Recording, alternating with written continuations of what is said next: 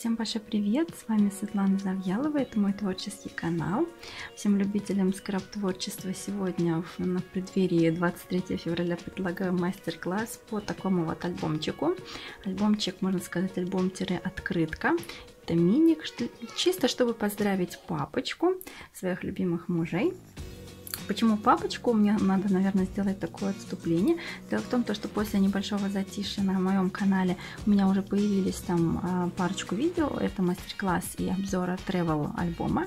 Но я даже забыла вообще сказать, почему меня не было и что вообще происходит. В принципе, те, кто следят за мной в Инстаграм, уже знают. Дело в том, что в ноябре я стала мамой 4-й раз, так сказать. У меня теперь 4 дочки.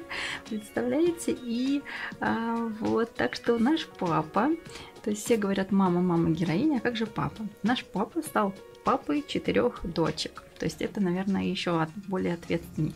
И вот мы такой вот с дочками, можно сказать, вместе решили, выбрали вот такую бумагу, потому что она покажется детская, яркая, ну, чтобы было интересно. Вот сделали такой вот альбомчик, вернее, сделала я. Девчонки, конечно, просто помогали. Давайте посмотрим. Идея тут в том, что как такового переплета, можно сказать, то есть нет, мучиться вам не придется. Если его поглядеть вот так вот, то это всем известный нам водопад, который клеится на одну сторону альбомчика, но листая его, то есть открывая и листая альбом, ощущение, да, то, что в действительности несколько разворотов, то есть 4 разворота. Заморачиваться я не стала, сделала на каждый разворот по одному фото. Это стандартно 10 на 15, 10 на 10.